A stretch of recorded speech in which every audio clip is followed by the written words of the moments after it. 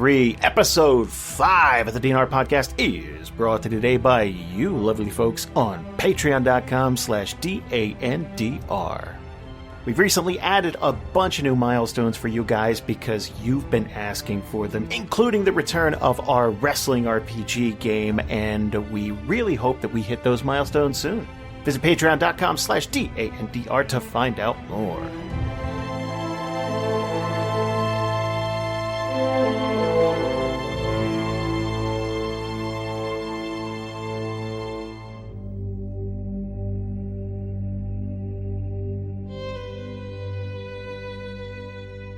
Previously for Group C, the group hit the high seas after leaving the city of Uman'Yaro in their new ship with their new crew. After finding a place aboard and getting to know their new shipmates, they settled into their new roles and prepared for a very long voyage ahead. And that's where we pick up things today.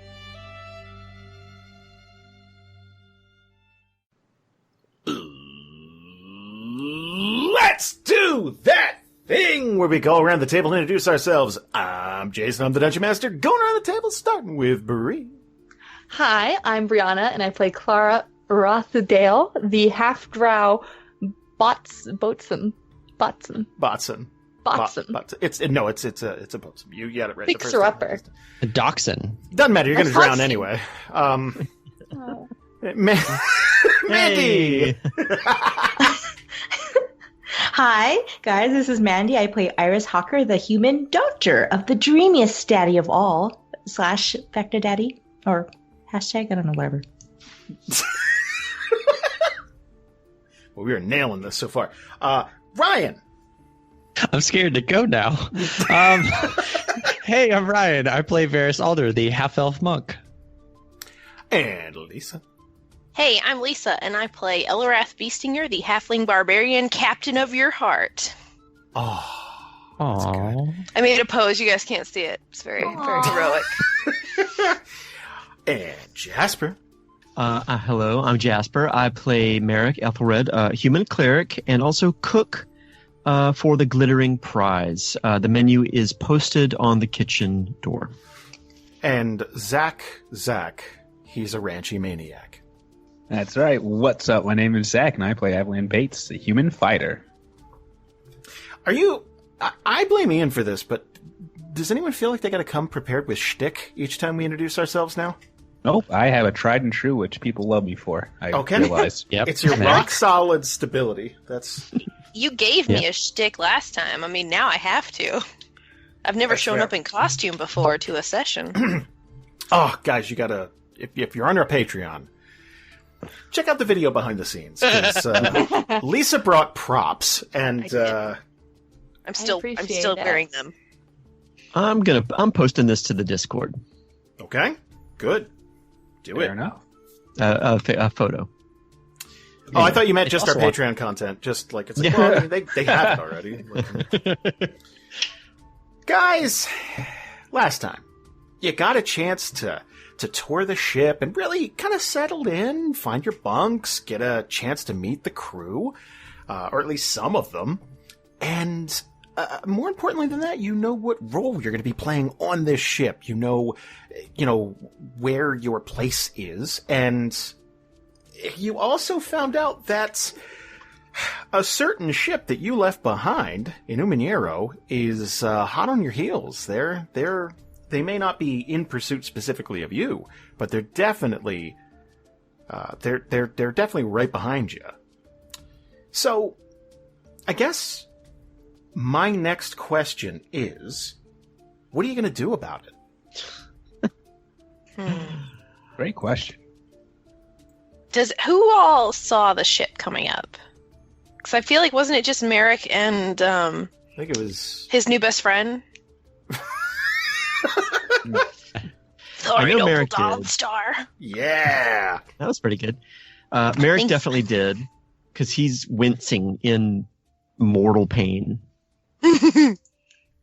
Okay. But I don't know if it was communicated at this point to everybody. But I don't know if we're sort of jumping ahead a little bit. But I would imagine that Marrek would be like just stomping around enough to be able to let everybody know, like, they're right fucking there. Tamlin didn't even stop them. Like, ugh, you know. So you're very visibly upset. This is not something you are trying to hide. Correct. I mean, not hopping up down like, we've got to stop them. I can't believe this is happening. Give me the cannon. But more like just like pulling out hair. Like, what the heck? How could this even be possible? Kind of an attitude. I mean, he was supposed to be like, okay, good. We've bought some time with this. So this is right out of the gate. They're right behind us. That's not how this was supposed to play out for at least for Marrek. That makes sense. Who's up top? Who would notice this within the party? Because I would say a couple of the ship crew would be like, what's that about? Like, kind of, maybe not approaching yet, but definitely they're curious. Because I feel like when Marrek headed up there, wasn't it supper time? Yeah, like I feel like people are eating and stuff like that. So they're like, if someone's up there, it's probably like a smoke break type of thing, or I don't know if any of your characters smoke. You know what? I've never asked. Let's go around the table. Yeah. Okay. Iris. Yeah, no. Mm-mm. Eliwrath? No thank you. Klara? Oh, Klara smokes. No. Cloves. Oh, cloves. Come on. Maybe. Right. Avalan. I don't think he does. I'm kind of thinking maybe he can get peer pressured into it, but I don't think so. Who would do that to Avalan, the monsters? Yeah, that's fucked up. Might get his neck wrung or something. Now, if we were talking about your DRP character. Oh, that's a different story. Yes. He's a great guy. He's a doctor. Marrek actually doesn't smoke, but has in his wanderings of many, many years, he's partaken of herbs and weeds of the land. Are you saying you've walked these lands? I'm saying Marrek has smoked these lands. Oh, shit!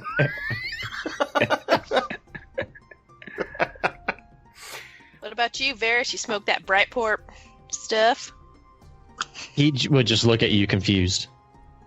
Okay. Like, wait, what? What are we talking about? Probably with, like, he's probably scarfing down dinner still. Just like spoon still, like, constantly in motion, and then stops just long enough to, like, give you a look of, like, what? And then goes right back to eating. Okay. Never mind. Can Avalan be the one handing out plates of food? Of course. So, okay, yeah, let's catch up with the dinner thing first, then we'll catch up with Marrek in a second. So, I'm assuming you're asking because you want to do something Avalanish. Well, like, my role on the crew was second in command, right?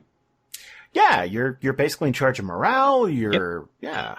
That sounds like a good morale boost. Hand people their food. Let them take a seat. That's pretty good. So, is it more like kind of welcoming, like, hey, eat up, that type of thing? Oh, of course. It's very welcoming. People will, they'll just sit down and Avalan will come up to them individually and he'll just go, "This is for you. I know you're hungry."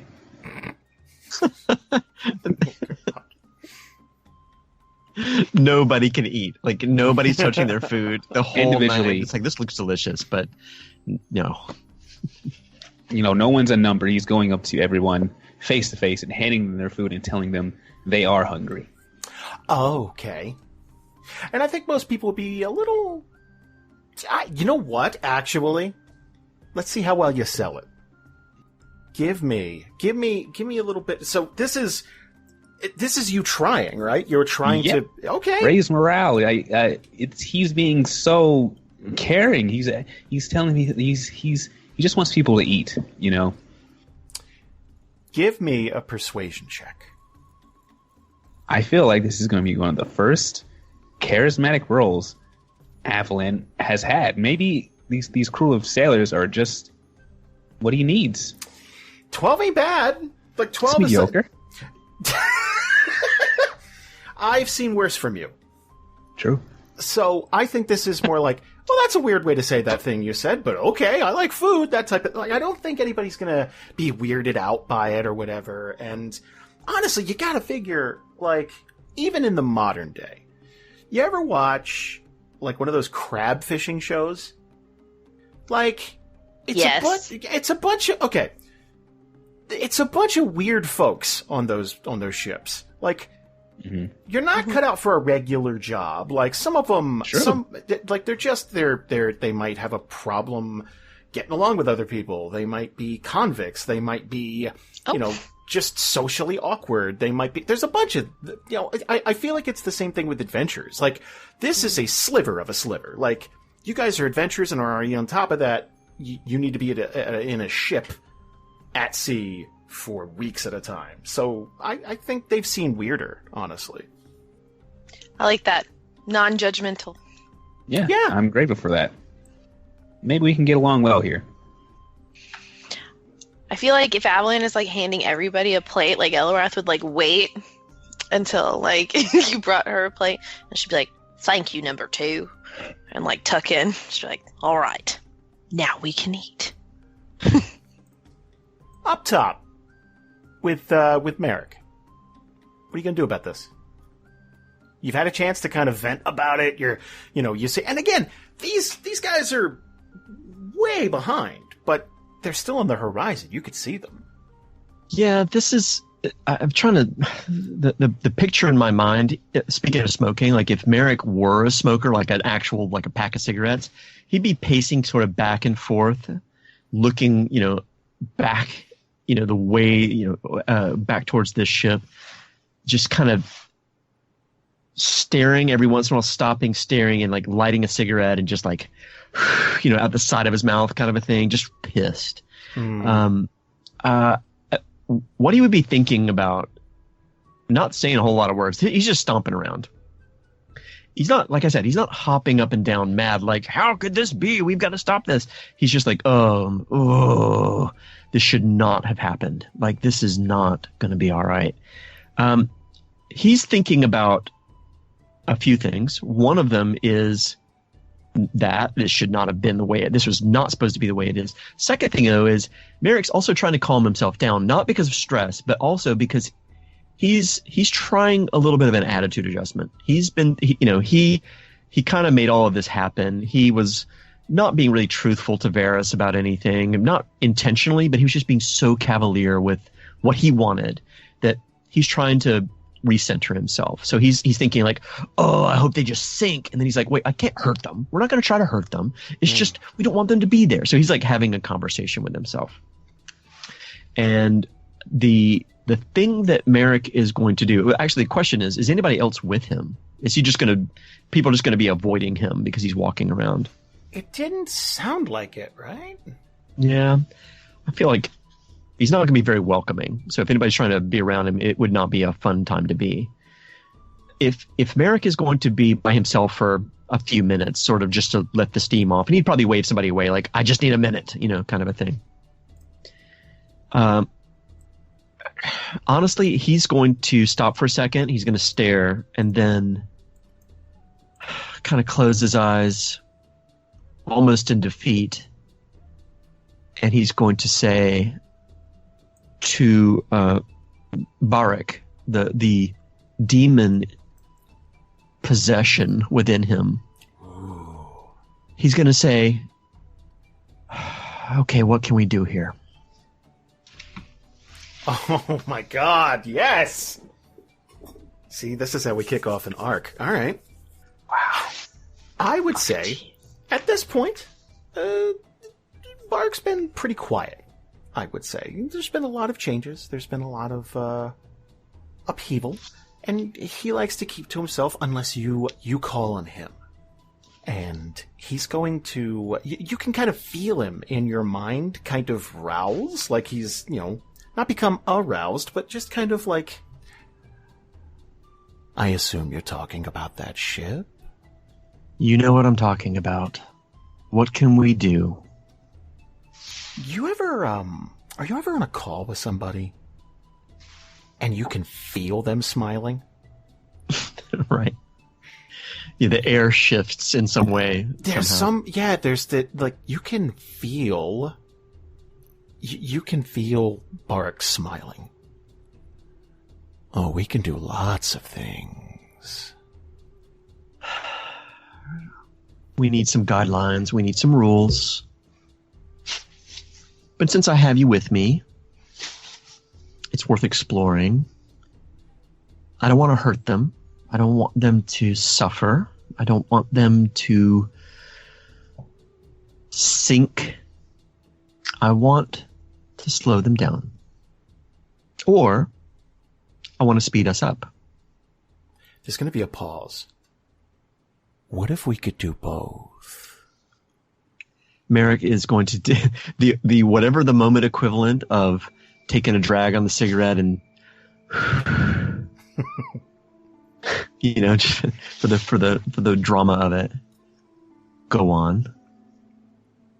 If you were to assist me, I could get you some weather that would help push your ship along. Weather's good. Weather's a good boundary. Weather's natural. Weather doesn't necessarily hurt anybody. Go on. What do you need? You know what I need, Marrek. Is it blood? Among other things, this is going to require a bit of a ritual. Are you comfortable with that? What will be the outcome? That determines whether I'm okay with it or not. Just wait for this airplane. Marrek asks Variis what an airplane is. He said it's an air vroom vroom. He's not very complicated. He's very, very simple. He's not a technical human. That's it. I'm thinking a storm with wind strong enough to push your sails and lightning precisely struck in a few of their masts. Nothing too harmful, just enough to slow them down. Though, Is that? it's kind of an addendum. Yes. You can't hold me responsible for what the weather does if it gets out of control. Say, a fire aboard their ship, or a crashing wave. I know you don't control everything, so I don't blame you for this. But unless I have some guarantees that they can get out of it, then never mind. Thanks anyway. And Marrek's gonna just basically put him to rest. And, before he goes back to his business, of course, I'm always here to help. Thanks. And besides, I'm sure they won't pass you too quickly. It's only been, what, half a day?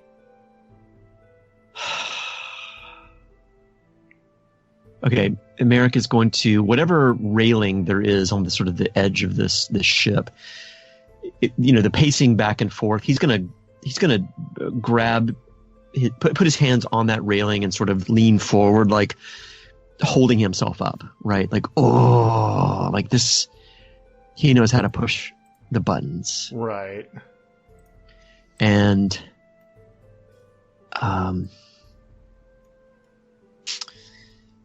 Marrek's going to just say, good night. And honestly, I'm not trying to overdo this by any means, but that's going to really piss Marrek off. I don't want to do the D4, but I feel like No, I mean, this is going to be like, he's just asking for a favor, and then the guy's taunting him, and there's nothing he can do about it. right. and he's already on the edge. And I kind of feel like it might be a D4. No, I think that's fair. Honestly, it was a dick move. It was. So he's gonna calmly say goodnight, and I'm gonna roll for adding to his stress. All right, let's do it. Oh, that's 3. Okay, so we'll just shave those off your mental hit points. How's he feeling? It's been a long day, but not. You've been way more stressed. This is more. Great. You can feel the day kind of wearing at you, like it's midday at work, and you're like, "Oh my god, I can't wait to go home." That type of thing. But Yep. there is no home. Like you're home. Like this is it. Yeah. All right. Well, he's gonna feel it, and in order to do whatever he can about it, he's just gonna go back to kitchen. He's gonna go back to safe space. Like that's home base, and just clean and cook and whatever he needs to do to make things happen right now. So he's just gonna try to distract himself. All right. So eventually, I would say dinner's gonna wrap up here, and people are gonna start to go back to their separate ways. So, nighttime on a ship. Traditionally, it's not like you guys are moving full steam ahead unless you're giving the crew specific orders to do so, for a few reasons. One, it's way harder to see at night, and the odds of you running into something or someone, or there being something in the water that, might attack you, it's way higher. 2, people have to sleep, and there are only so many people on board. Now, if you were to give some order, it's like, no, we got to keep going through the night, boom, boom, boom.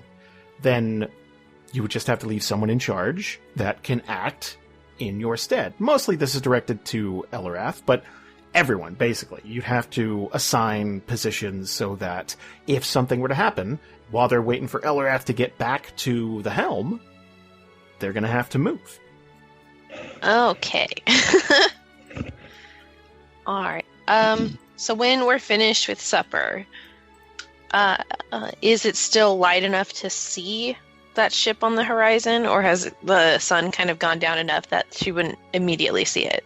I don't think you'd see it, but they give you a report of things. There's nothing about them that look like they were approaching to do harm. Like, if anything, that looks like a pretty fancy ship. It's not like it's a pirate vessel or anything. So there wouldn't be a reason to come get you and interrupt your meal. It would be more like, hey, by the way, while you were gone, here are the things. Looks like the weather's going to do this. It looks like, there's a ship back there, blah, blah, blah. Just giving you a rundown of things. What does the weather look like it's going to do?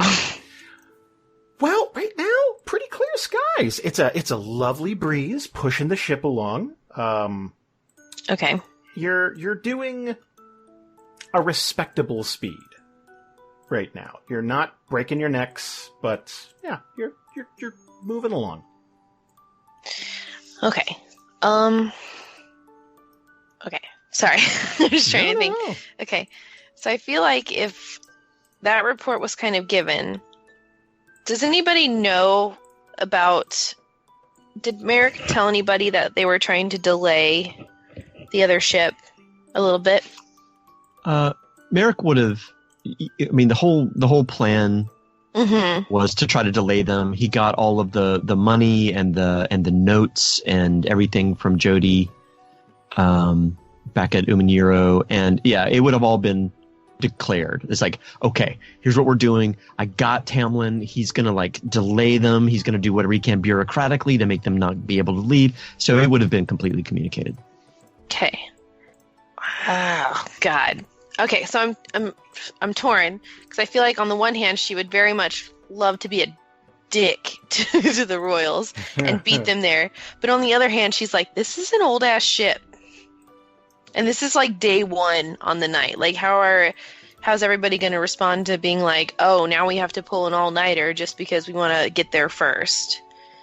So that's where I'm standing right now. So she would actually probably pull whoever's available just into the captain's quarters to get their opinions on things. All right, team meeting.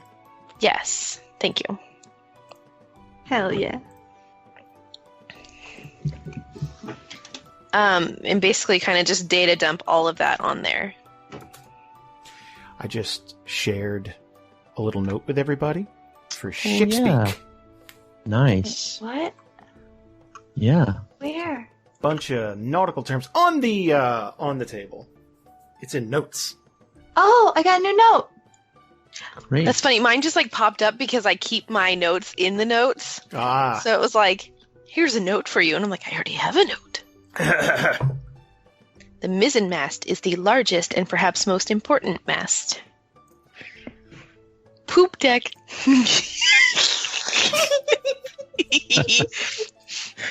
I'm 31. Yeah. I feel like this doesn't help me much unless it has underneath, like, used in a sentence. The most confusing one to me is the word length. I don't understand this. The overall length of the ship. Can you explain that to me? How long it is. Oh, longy long. Okay. Oh, okay. All right. Okay. Fair. Okay. Okay. So if we're all kind of like in the captain's quarters or whatever, and we're kind of having this discussion, I think one of the things she would ask would be, like, how are we looking in terms of weapons, and how are we looking in terms of, like, structural integrity, like the sails and moving faster? Well, those sound like Klara questions. Yeah, I think Yes. all eyes would go to Klara. To the True. bosun. Okay. Jason, what are the answers to those questions? So, one of the things we got in emails, and I want to break this down to everybody, is how do cannons work in Theria? If gunpowder doesn't exist, how are you launching giant metallic balls at other things? So, Sorry. I forgot Listen, I wasn't muted. you're the captain. Try. Have some decorum, madame. Oh, I'm sorry. Decorum. Oh! So, essentially how it works. Are there these... do you remember way back in Arc 1 where a group of unnamed individuals blew up some kids? Yeah. No. Okay. Yeah. Well, so this list of unnamed individuals went down, and there were essentially these liquid pots that, when the chemicals are mixed together, think Die Hard with a Vengeance. So, essentially, you're sliding in this pot of liquid, and then the cannonball sits on top of it very gently. And when it's lit, it explodes and launches this cannonball out. Now, the fun thing about this is it causes cannons to get gunked up really quickly, and there's a 1 in 100 chance off the bat that it just backfires and blows up. Now, Oh my. the dirtier or more disused or in ill repair the cannon is, the higher those odds are. So it's a good thing that Klara took a look at the old blasty. Oh, blasty. Because, yeah, you wanna...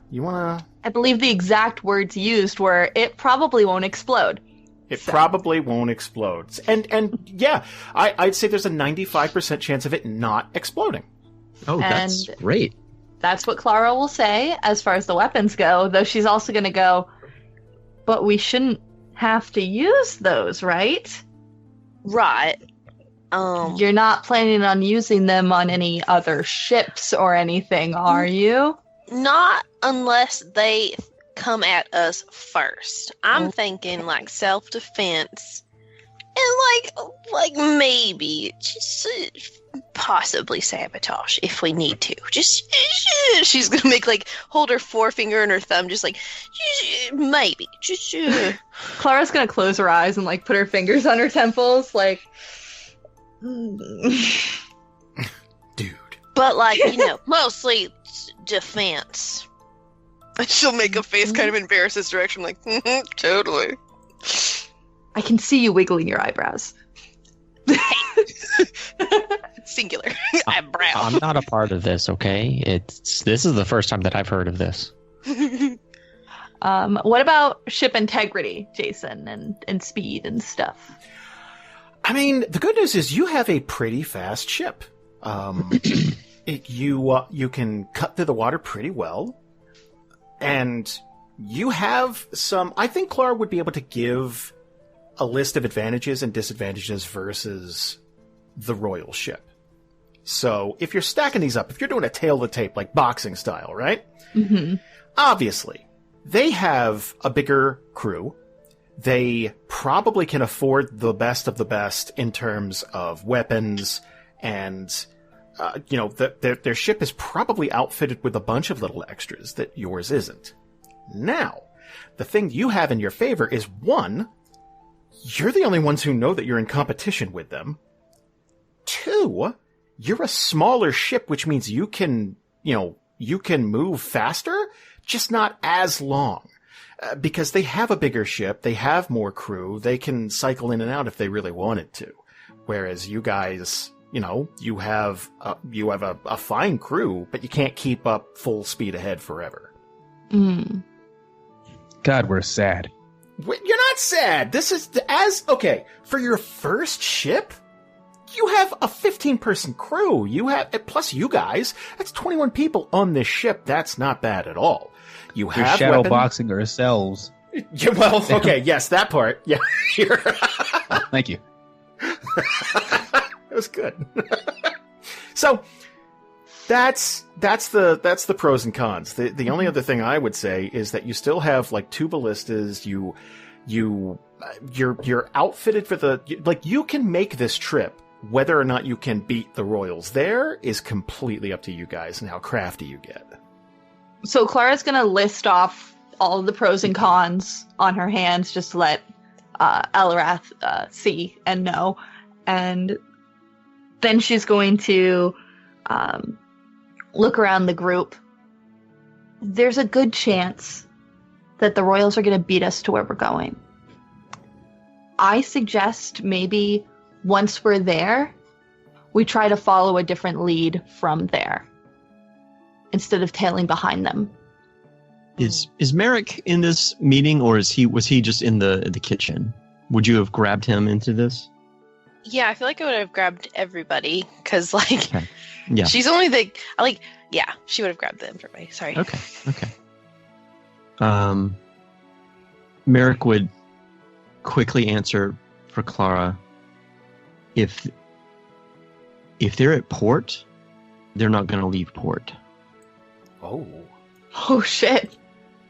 Eliwrath is going to give you like a. Also, that's in the ship speak notes, by the way. Yes, Ooh. important. I've been scrolling up and down. Like, Actually, what it's can I- not. what can I No, put it's in not. here? What can I put in here? It actually is, but I'm joking. It's the left-hand side of the ship, not actual dock of where you would put a ship. never So, mind. It was Marrek, wrong. are you? I get a disadvantage on something. Marrek, are you saying that we should scuttle their ship? I'm saying. Which may or may not mean to sink the ship deliberately. I don't want to sink the ship, but I don't want them to get very far. Not Should for a we- while. Break it deep, which is when damage occurs to the ship below the waterline. What have I done? Now. You've caused problems. I simply want them to just be delayed, like they were meant to be from Umaniro. I want their speed to be very slow. Speed is in the list, by the way. Boom. Also, which is in the list, but not the same word. All right. That sounds very illegal. I don't know what the laws of Talor are, but we might want to try not to get arrested. No, I just want to make it difficult for them. Give us a fighting chance. That's it. But we can't control what's going on with their ship. I mean, is that really what we're trying to turn to here? I don't know. Forget it. Just forget it. Oh. He's gonna pout. He's gonna pout a little bit. But he's not Clara's mad. gonna- He's not. Clara's gonna go over and wrap an arm around him. Awkwardly, but she's gonna do it. This Okay, just well- wasn't supposed to be this way. Is all. That's all I'm saying. You did your best. We're going to figure this out. I understand. I completely understand where you're coming from, and I want to win too. I want to beat them. But I also want the gates to work one day. And I want to do it on our own terms. Because we did a good job, not because we spent our time sabotaging other people. He's just sort of despondent, but he'll kind of nod and yeah, I know. Sure. What else can we do to speed up our process? I mean, I know I don't need to be staring at a map all day. I can help out in other areas. Is there a more direct way to get there from what we're doing right now? Like, can we angle a little bit one way or the other? Can we... I don't know. Jason, as far as I'm aware of, we're pretty much angled to go straight to the next port city, right? You sure are. Okay. So Variis would almost... She's going to look down and almost hesitate there for a second, and then look back up. The only way for us to go any faster or anything is to skip the next port call and go to the next destination, which that could be extremely dangerous on any supplies or rest or even intelligence. Mm-hmm. Okay. So, here's what I'm thinking. I'm with you, and she's looking at Klara. I'm with you on not directly hurting or sabotaging them. I do like the idea of having stuff ready in case they come after us or in case something happens, like a monster or whatever. I also think, and she's going to kind of turn to Avalan, maybe we can see during the daytime where it's more safe to, if we can speed up a little bit. If there's any way that they can help us go faster, whether it's, hoisting some sails a little bit higher or something. She's like trying really hard. She's like, Avalan's he's nodding, and he'll say, "I understand what you mean. I think they're responding well to me." You are a people person. Clara's going to try to lock eyes with him and nod. Oh, we're locking eyes. Now you've made a mistake. Well, that's the thing. He's always locking eyes, so I feel like she's got to be used to it by now. She's polite.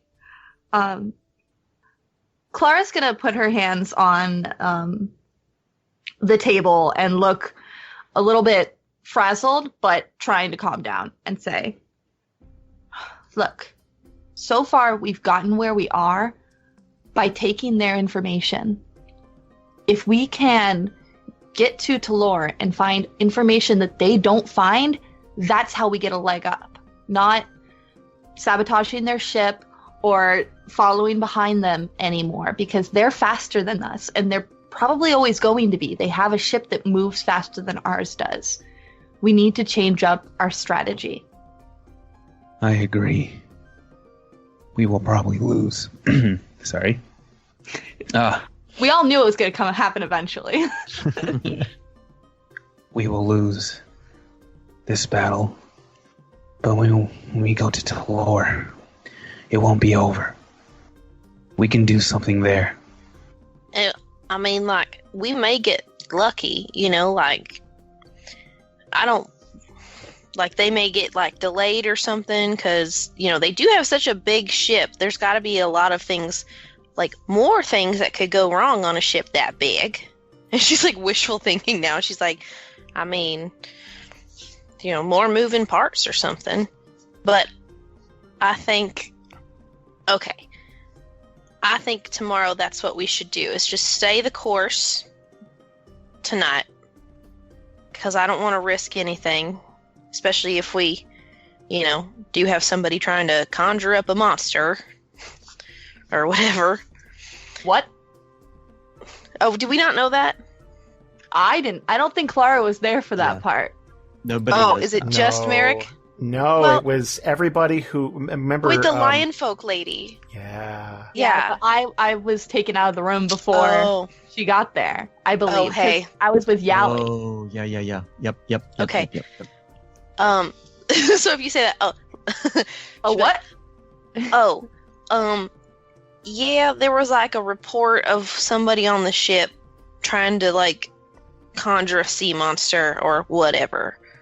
So we're looking into that because I don't know if Marrek has said anything about. No, that's what I meant. Marrek hasn't said anything about that yet, but yeah, you're right. He's going to raise his hand up and just be like, I think I've got this. Okay. And he's just going to wave it away, not angrily, but just dismissively, like oh, no. Okay. I'll fill you in. I'll update you. Okay. So, I mean, is there anything that anybody else can think of other than, just try our best during the day when it's safer? And then maybe the closer we get, if we want to try and pull an all-nighter before we get to port. You know what I mean?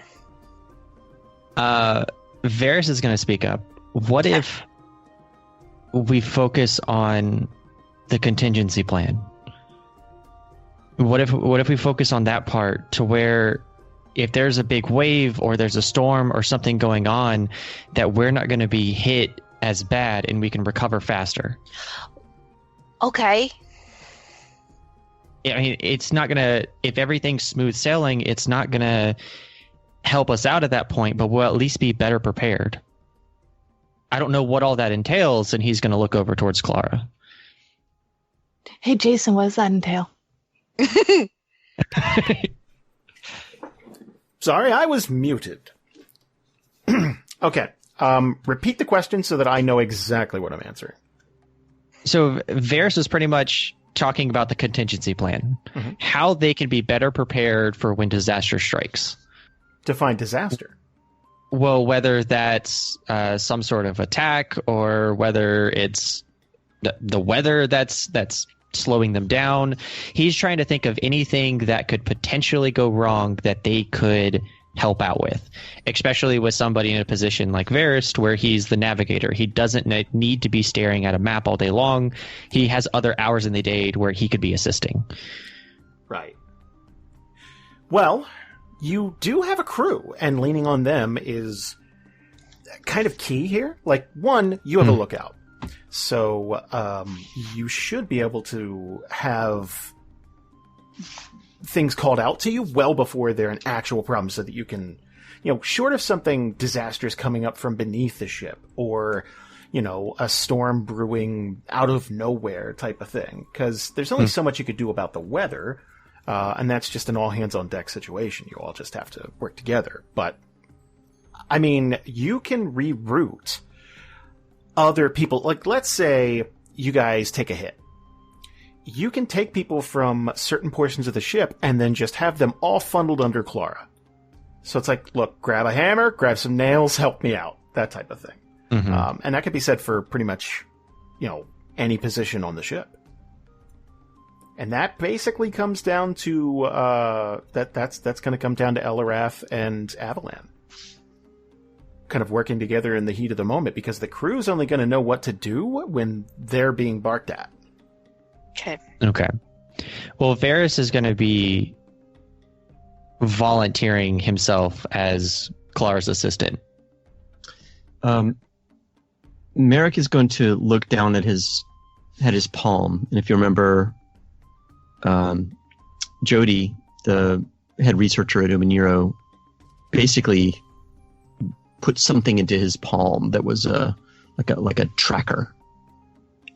Anyway, he's just going to look down just as a reminder that was the case, and he's going to say, one thing I can do is look through all of the research and documents that she gave us. It's something I haven't done yet.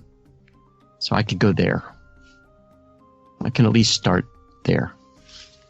Iris, I know you're kind of like acting as like the healer medic, I think. Right? Yeah, I've had a couple of the crew members call me doctor, which is new and interesting. Kind of like it. All right.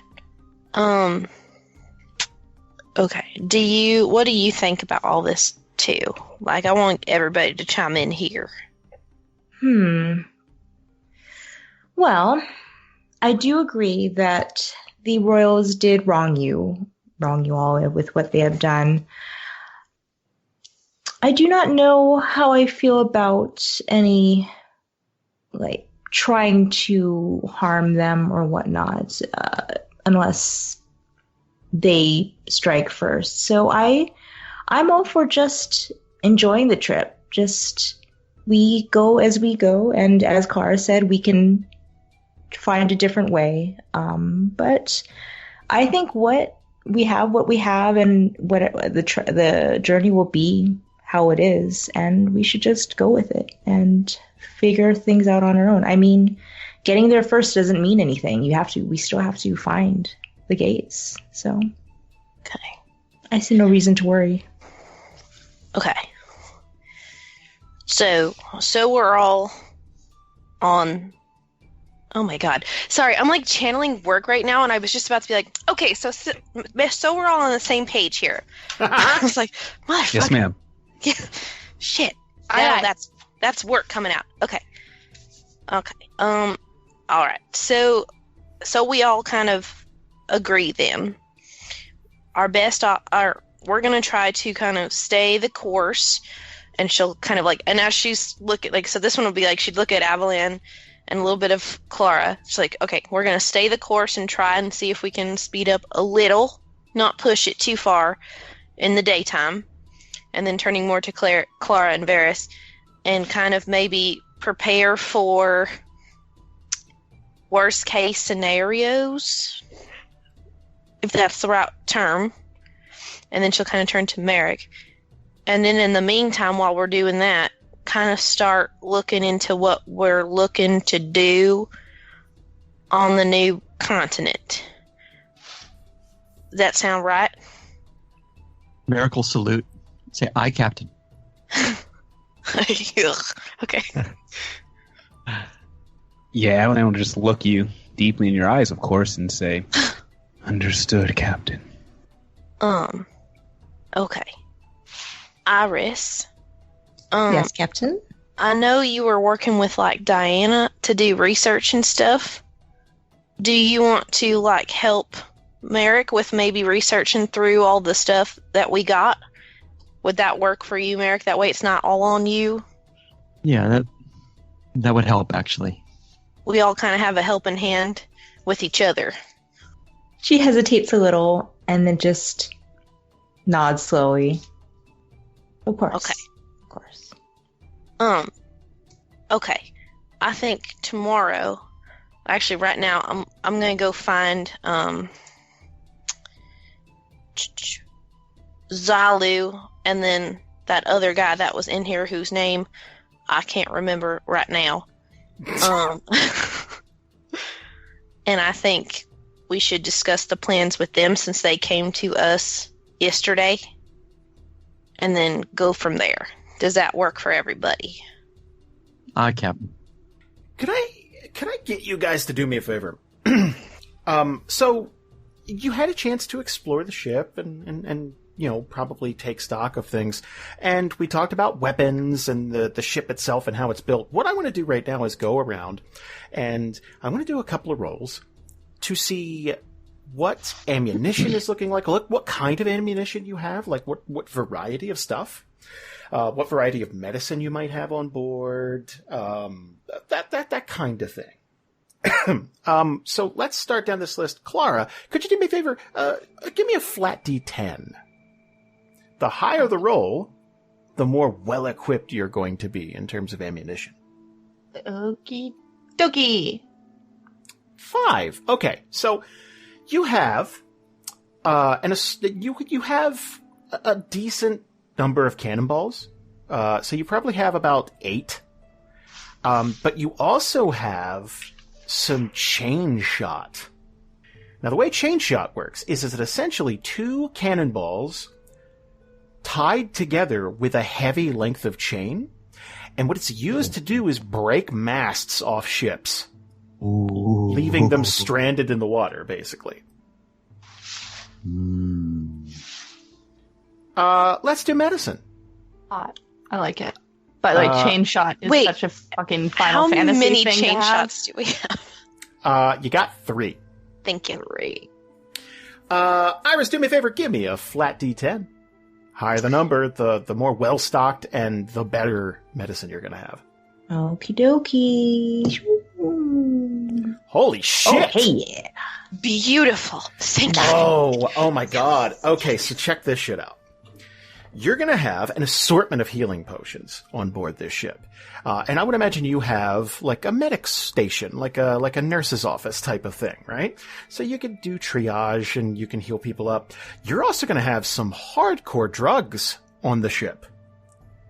You're going to have several doses of Oranash, which is a very it's essentially Theria's answer to morphine. It is a very powerful narcotic that, of course, can be abused, but mostly it's meant to alleviate pain and to it's mostly used in the field if you don't have a healer present or someone with some sort of magic affinity. You can use that as a way to stave off pain and shock and maybe even death for a while until you can get someplace where you can really stabilize them. Oh, yeah. Keeping that locked up, because... Yeah, this is definitely a lock and key situation. Nice. Let's tackle water. Variis. Yeah. Let's see how much water is on board. Obviously, you have a pretty good stockpile. But let's see how good it is. Give me a flat D10. Okay, dogies. 6. So, you have, right now, about enough water, give or take a disaster. You could be at sea for a good month without having to maybe catch rainwater or, do something else. Although the crew probably believes you can just grab water out of the sea and boil it and you'll be fine. Okay. I just wanted to hear that noise from Lisa. I'm pretty sure that's how it works. That's totally how it works. Yeah. It's science. It's called salinization. Yeah. I did it the other day. Pull up some water. Right?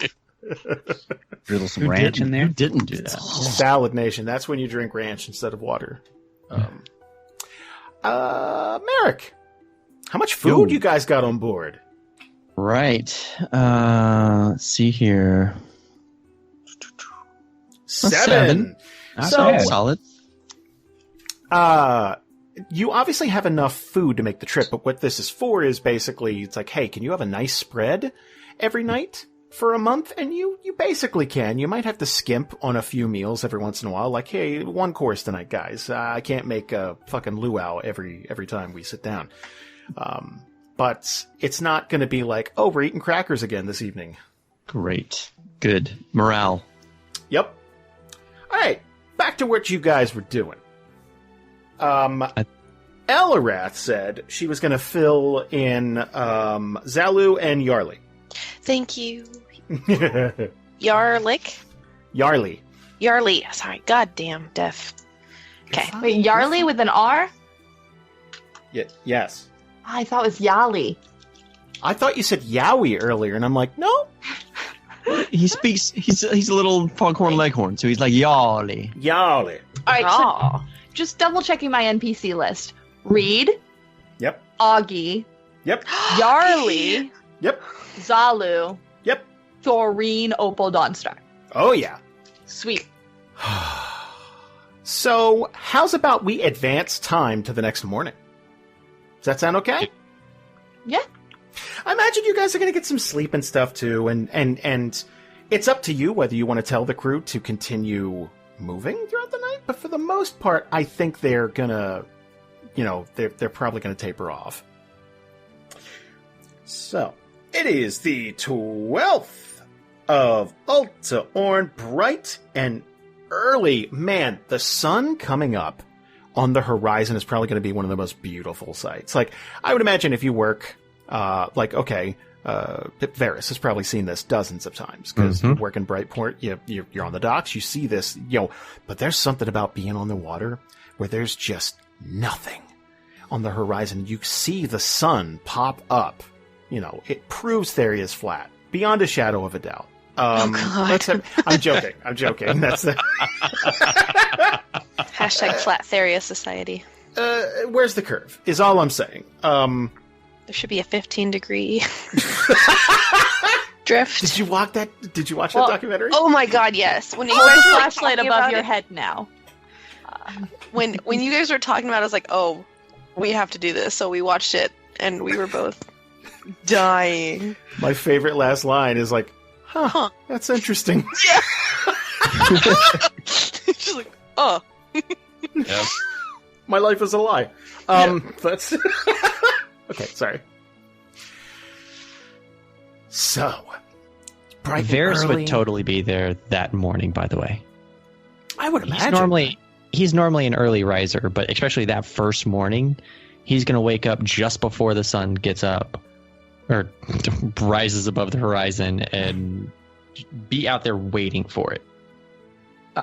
Actually, Marrek's going to be doing exactly the same thing, for probably different reasons.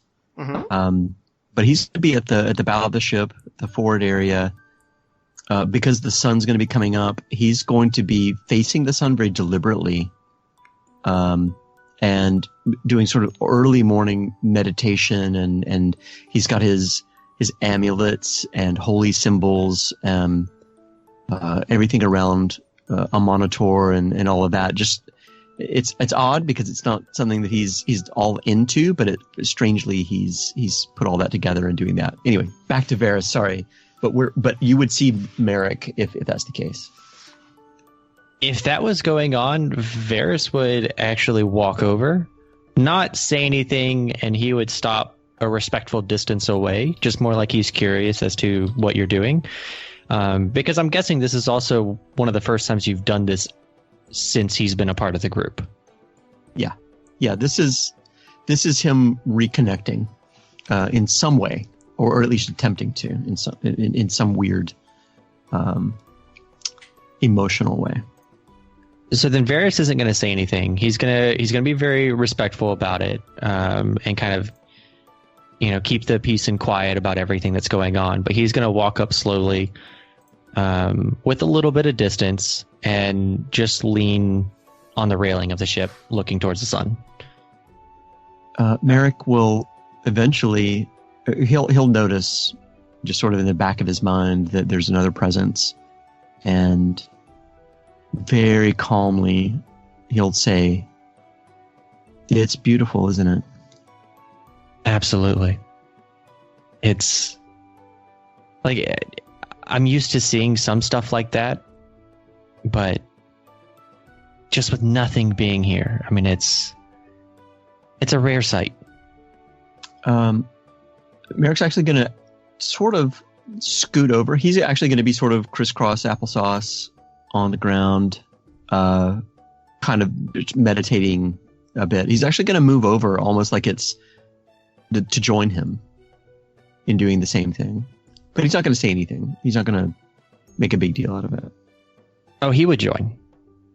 He wasn't trying to keep a distance as like, we each need our own space.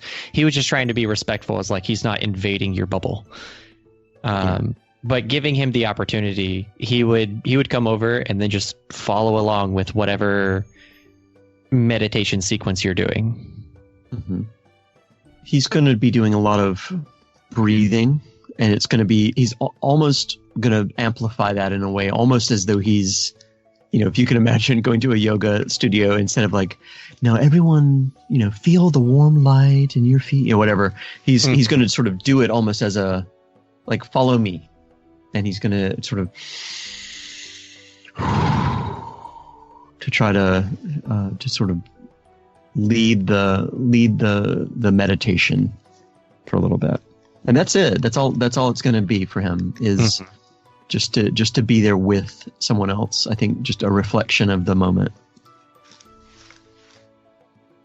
Yeah, and Variis isn't going to try to push any conversation or anything. He's going to go, this is almost bringing him back to what he had going on with his mother when she was still alive, of some of the different practices and following along and meditation stuff going on. So this is something that would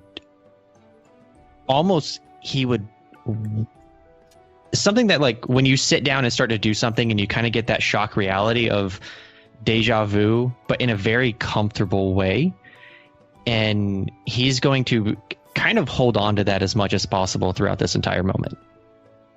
I imagine this is probably going to go on for longer than a couple of moments. It's going to be a uncomfortable but comfortable, 10, 15 minutes of just like stay in the moment of breathing and that's and just calming as the sun is rising with all of this happening. And at some moment, it'll almost be, for whatever reason, it's just going to feel like this is time for it to be done now. And Marrek will almost shake it off, just sort of roll his shoulders a little bit and sort of stare into the horizon. He's not going to look at Variis, but he is going to say, Navigator, I can't think of anyone better to choose to be our North Star.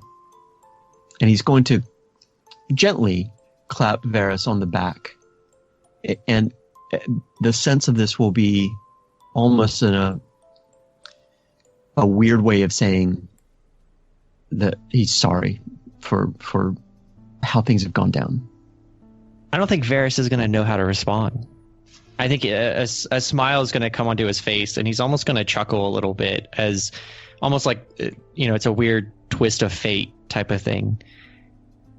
He's just going to say thank you and keep staring into the horizon.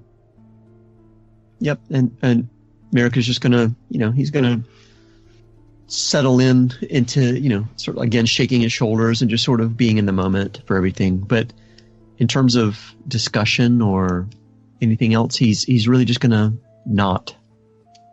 He's not going to keep talking or anything like that.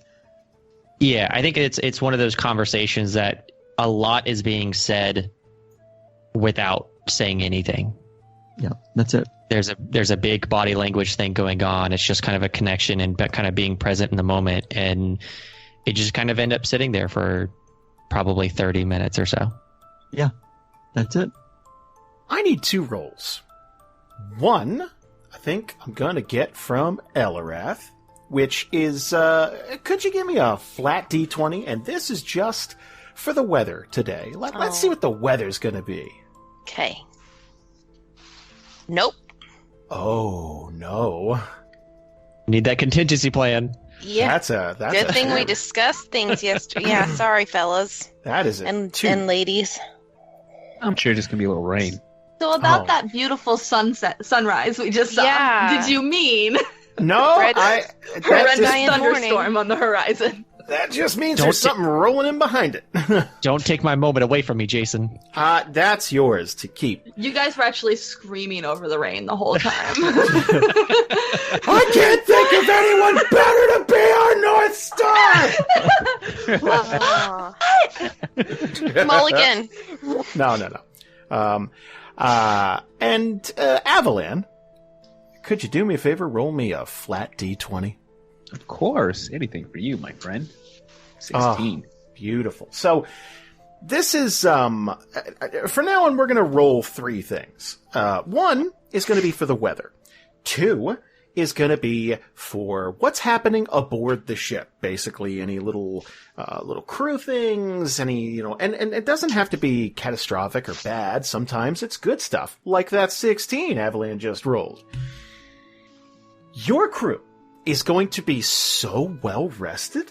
Like, we're talking, man, I'm talking +2 to anything they attempt today.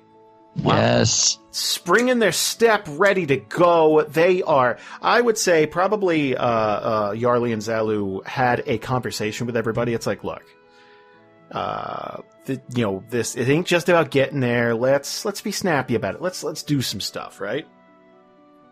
And to that point, I'm going to talk to you guys about a couple of options you might have in just a moment. But you may have heard me say, I need trace rolls. And I think I'm going to ask Mandy. Iris, could you give me a flat D20? And this is for what's happening outside of the ship, in the waters around you. Oh, the last time I did this was not great. Okay. Well, then you're due. Redeem. Shut up, Jason. Oh! It's a 4, Lisa guys. and Mandy roll us together. Water spout. Typhoon. No, so you're gonna get, you're gonna get Augie called down from the crow's nest. And he's reporting on the ship that was behind you guys. And, it does appear that they stopped overnight as well. So that's a spot of good luck. They're not risking their ship. And like I said, they're not under the impression that they're in a race. However, it appears today that they are moving. They are picking up speed. Now, there are several options for you guys. You can tell your crew, basically, to just all out, right? Just go. Just, full steam ahead, let's get going. Now, the maximum speed that your ship can do with a regular wind is right around 3, maybe 4 miles an hour, somewhere in there. And you, in heavy winds, as long as it's with you, if you try to ride that and really just go, you could really haul ass. Now, the option was given to just avoid the next port town. And that is totally an option you could do. Now, we discussed last time, if I may share my screen with you for just a moment. You guys are right about here-ish. Mm-hmm. So you're not too far away from Alara. Now, the options we discussed before were you could stop in Westport and then decide where you want to go, or you could just continue and either go south and take the long way over, or south and take the quick way over, or north and take the long way that's slightly more safe. Because the Southway has pirates and bandits and stuff. The Southway has a lot of stuff. Yeah, it has more. Yeah. It definitely is Allegedly. pirates. I have that in my notes. Mm-hmm. Bree, you made a great point of, pirates aren't going to want to destroy a ship. They're going to want to keep it intact, right? So I thought that was a great point. I know I probably asked this last time. Is Westport like the only big one? Like, there's no kind of port on the southern end of... Okay, if you're asking me if there are places to dock on the southern end of Talor, yes. Or, well, restock is more what I'm looking for. Well, okay, the only reason I mention Westport is because it's the only demilitarized zone on Talor. Mm-hmm. Anything south of that is gift territory, and you run the risk of running afoul of them. They can be really prickly people. Both sides can be prickly, but unless you can prove your allegiance to them in some way. Ah. Okay. Yeah. Okay, out of character a little bit, but I'm sure Klara would be thinking of this too, because I have a mindset where she's trying to think of ways that they can get the upper hand on the gate situation. Talor has the Githzerai, who are known for being a very studious people. So if we did go south and we went to the part of Talor where the Githzerai are, does she know of any, like, libraries or, like, places of research where they might be able to get more information on the gates that the royals wouldn't have while the rest of the folks are restocking the ship? Can I add on to that? Also, I'm sorry. Go ahead, Variis. real quick, we also have a lion folk on board. True. Well, she can stay inside. But it's still one of those things. If they're wanting us to prove everything, they're probably going to check the ship. We should expect inspections for sure. Mm-hmm. Well, let's answer that first question. Klara, give me an intelligence check. Or, you know what? Actually, give me a wisdom just to see if you have a lay of the land here. Oh, can I give you an intelligence? Well, I guess it depends on how you got this information. Do you feel like you would have got this information by reading something? The only problem with that is it could be outdated information. Whereas if you're hearing word on the street or maybe from another Talor, traveler from Talor, that would be more streetwisey. Yeah, it would probably be someone she met while she was a soldier or something like that. Then give me that wisdom check. Ooh, -1. Oh. Never mind any of that. Well, you're aware of a city. Like a Talor, main Githzerai city. You're really not sure about what's in it, but you do know, again, that there are studious people, so it stands to reason, but you have no proof. Well, never mind then. Okay. Bueno. Were there any more rolls? No. How about we resolve some of those rolls? Okay. So, I would say 2 hours are going to go by while you're getting your... Oh? I was going to say, if they're going to be... I think first thing in the morning, Eliwrath would like to kind of grab Avalan and then go meet up with, like, Zalu and Yarli. Okay. And just kind of discuss, like, just let them know what we talked about the night before. Just like, here's our plan, and then if they can tell... Is the weather something that we could tell right now? With the dawning of the ship, like red sky and morning kind of thing? Yeah, no, this would be something you can go, oh, we're going to have a rough day type of thing. Okay.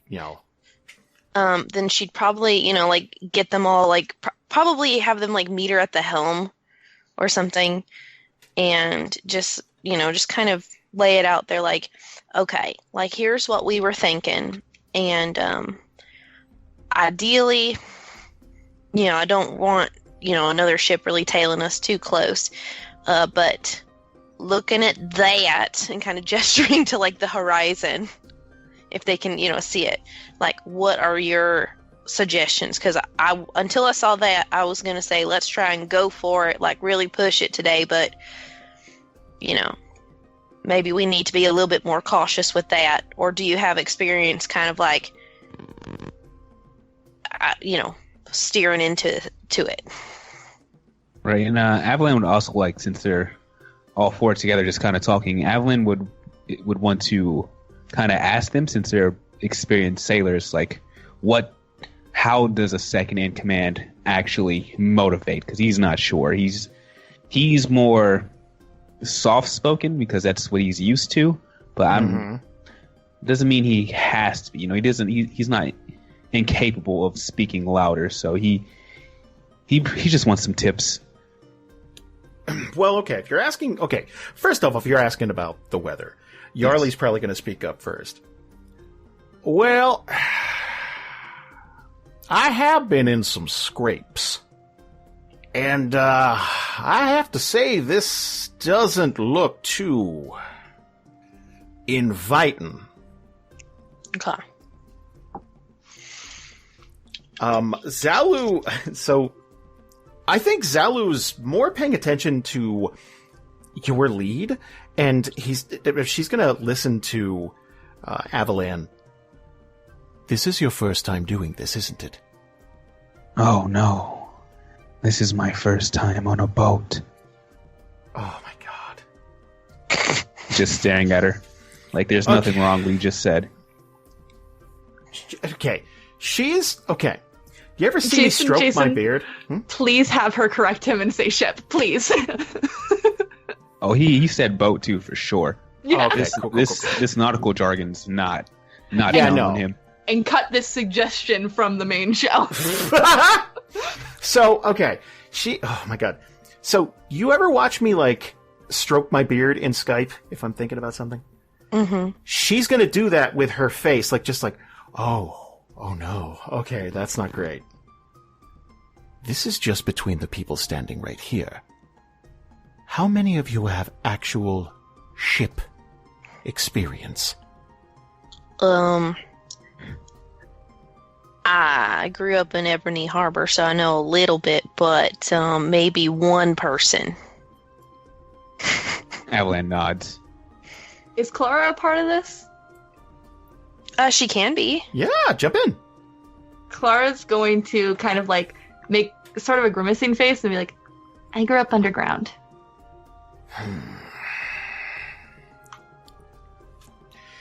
Yarly's going to be scratching the back of his head. Well, that is an interesting tidbit of information. Look, I don't want to speak for my tall friend here, but I think you're doing just fine. We're going to be great. Now, that storm on the horizon is a worry. But if you let us do our thing, and we have a bit of luck, we should be fine. That's what I like to hear. Okay. I'm more familiar with the sailing on like Ebony Harbor side, not out here. So that's why I wanted to talk to you guys and let you know that this is what we were thinking. How do we make it happen? And so with that kind of wrinkle in like the plans, I trust you guys and your ability to get through that. And anything that you need, just holler and I will get it for you. And we will make it happen. And she's like looking at them like this is total sincerity. Like, I want to help you out 1000%. Oh yeah, Avalan's backing her. Jason, Mm-hmm. is there some type I could do to remember anything that a boatswain should do before a storm? Because I read that book cover to cover. You sure did. So could I think give me recall an intelligence check. Could I have advantage because I read the book? Normally I'd say no. I'd say because you just read it. Like the Yay! information's still fresh. I'm gonna read that book every night before bed. Anyway, intelligence. Hell yeah! Wow. We're gonna drop that 5 and take an 18. So, okay. I think Klara would have a pretty good idea of like, okay, we're gonna have to... We're really going to have... It's all about angling the ship the right way so you don't capsize and, getting these sails ready and all that. Like, there's a lot of prep work, and then it's minute to minute seeing what the storm is doing and reacting to it. Because basically, the entire crew is going to be trying to maneuver this ship so that you are running into the waves and trying not to spill overboard. If the waves start hitting your broadside, it could flip the entire ship over. And that's bad. Anybody see The Perfect Storm? It's bad. Mm-hmm. So Clara's going to list that off out loud, and she's going to use as many terms specifically from the book as she can possibly remember, and she is trying to make Yarly and Zalu feel better about the situation. By proving she knows what she's talking about, at least a little. Zalu's actually going to smile a bit. Yes. Why don't you come with me? We should be preparing. Yes, ma'am. No, I'm kidding. She'll give a nod and follow her wherever she goes. Forever. To the ends of the earth.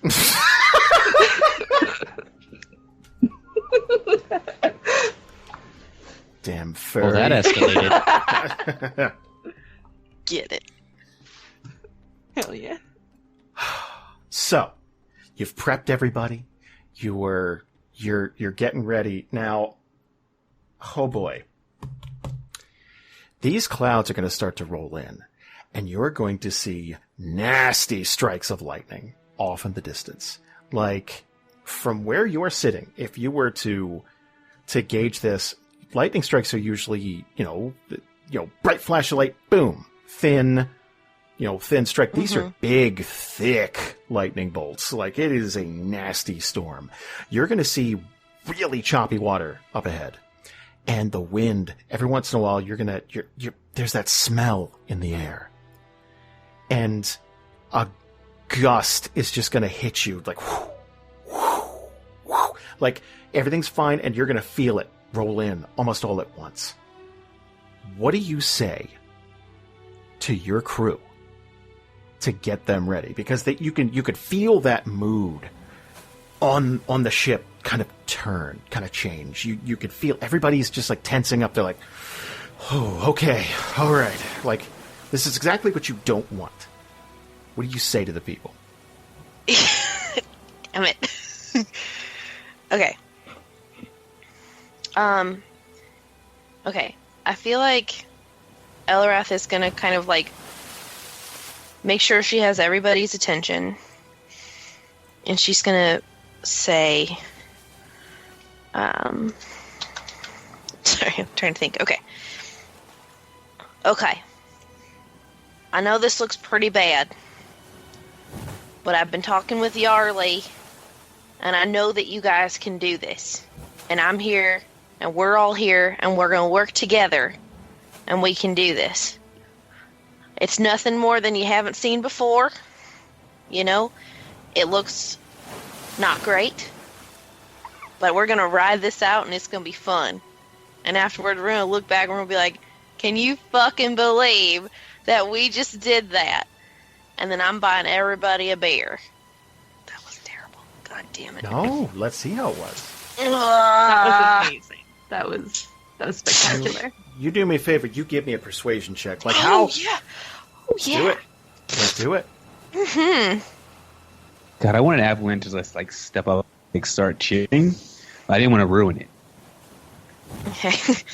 You know what? No matter how Eliwrath rolls, though, you should still do that. Oh, yes! 19! So, I didn't okay. ruin it. It's this captain's hat, y'all. Yep, that's what it is. And the sunglasses on top of your regular glasses. That's what did it. So, and your scarf blowing in the breeze, these gusts picking up. So, you're going to hear that choppy water start to slam against the side of the boat. And the ship. The ship's going to jostle slightly. You're like, okay, let's do this. Here we go. Now, get ready, guys, because I'm about to toss a lot of shit at you. Hang on, wait. If you're going to toss a lot of shit at us, there's one thing that hasn't been discussed yet that's going to help absolutely everything, and that is Marrek's been preparing breakfast for everybody. No, I'm not kidding. This is going to get the energy that everybody needs. It's going to get everybody happy and excited, and it's going to be exactly what they needed. Okay. And it's going to give everybody a plus, 8, plus 9 to every roll that everybody has for the rest of the day, I'm sure. So I'm going to tell you what it is, and you can tell me how awesome this is. This is going to be fantastic. It's a buffet. This is going to be he's going to be making tiny omelets. Now, I don't mean like a big omelet, like a 3-egg omelet. This is like it's about the size of a coaster, like at a bar, right? Like a round coaster of an egg with cheese inside of it. It's going to be a little omelet. It's folded in half, so it's like a little dumpling of an egg. It's like a little tiny egg omelet. There's going to be a little bit of berries, just some fruit with it, and also, and this is the big deal. If you'll recall, there is no such thing as coffee or chocolate in Theria, but what he has been working on for quite some time is something called café, which is made from the roots and all sorts of crazy herbs that he's put together. That's roughly equivalent to what you would imagine coffee to be. He's been working on this for a while, and he's going to have as much of that prepared for the entire crew as possible. I think that sounds wonderful. Could you do me a favor? Give me a roll with your cook's utensils. Ooh, that's fun. Is he proficient in cook's utensils? Oh, he is. It's already in your skills. Okay, right. I can't imagine a world where Marrek wouldn't be. There is no world. Sorry, hang on. In there. Just the number. Yeah, you go. 19. Man, what at the 19? Jesus Christ. All right. So yeah, man, this rolls out. Like, I would say, just after you were done talking to Variis, you go and you cook, and you just bang this out. And your new Eladrin buddy's helping you cook. Oh, Reed. He's gonna give Reed. He's gonna be real harsh with Reed most of the time, but he's gonna be like, nice job. Oh, like after everything's said and done. Yeah, Like, yeah. Oh, okay. Well done. I like that. Just one. That's all. Yeah, that's all he gets. All right.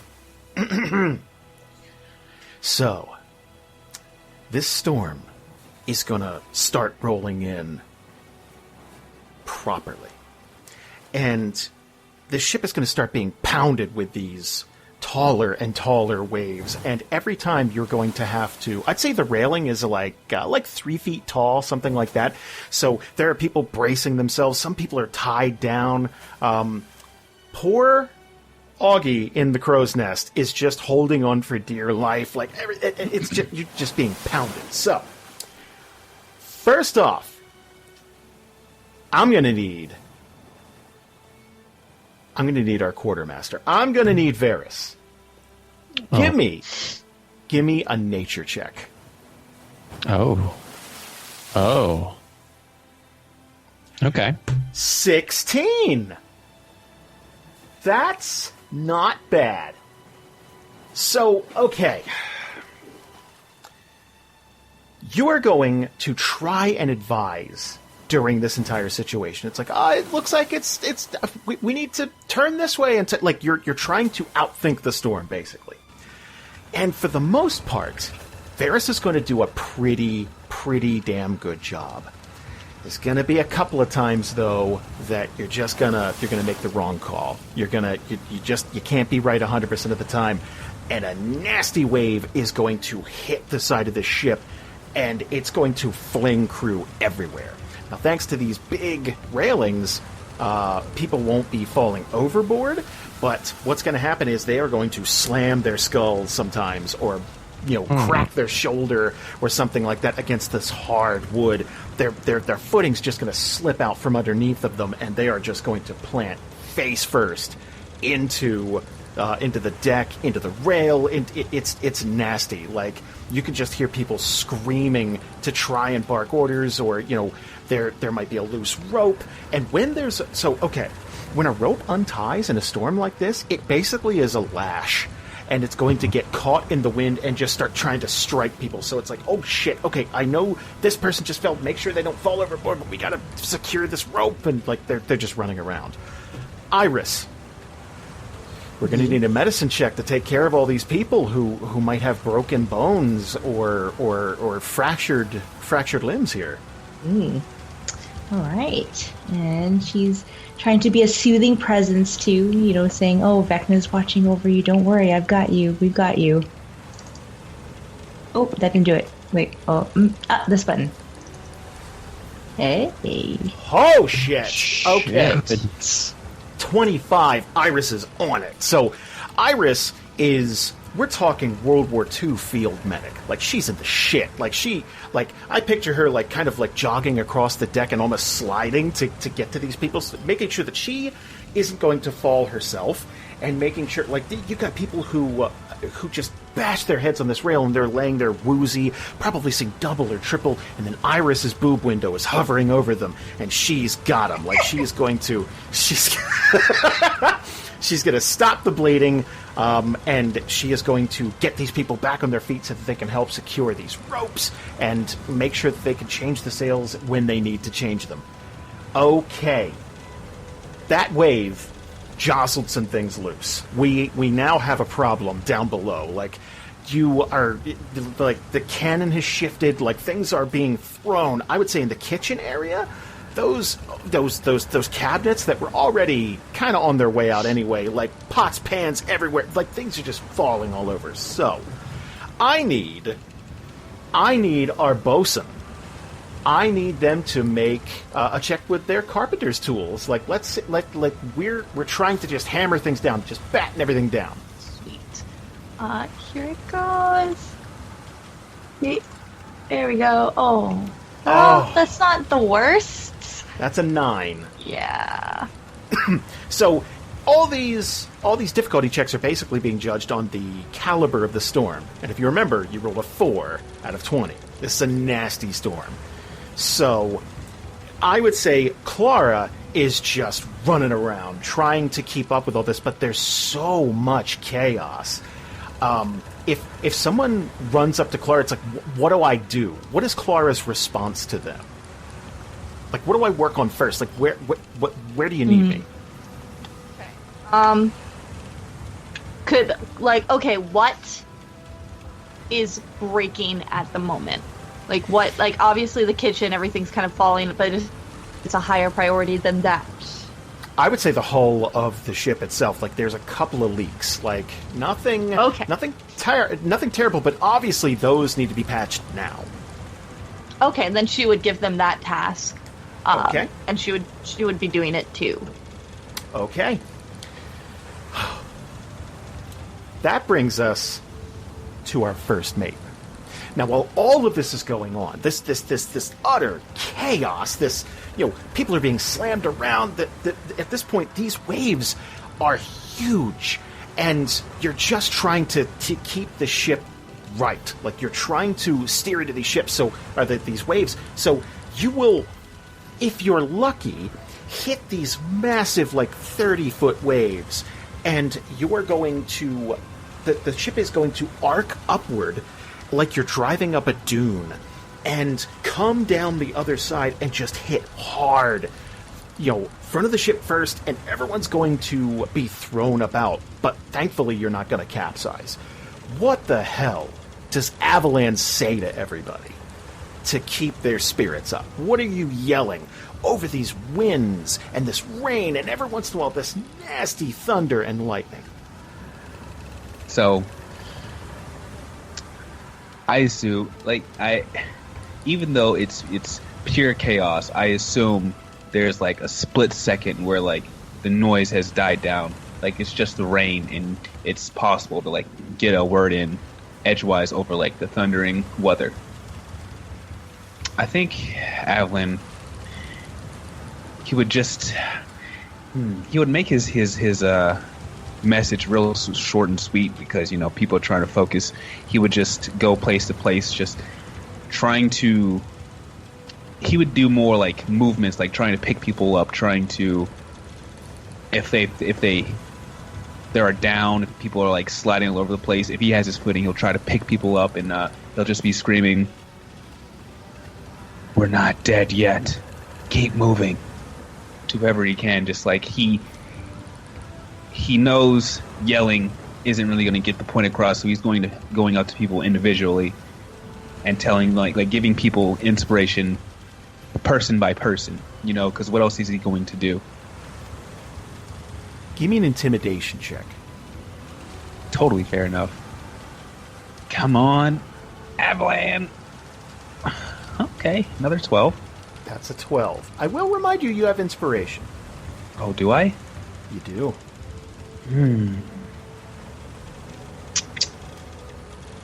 I'll use my inspiration. Okay. Give me that roll again. Let's make sure the crew is ready to do their jobs. Oh my god. 1. What a waste. I'm sorry.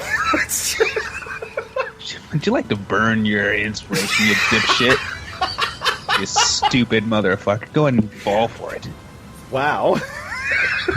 When you get all hopped up on ranch, you get really aggressive and just hyped up.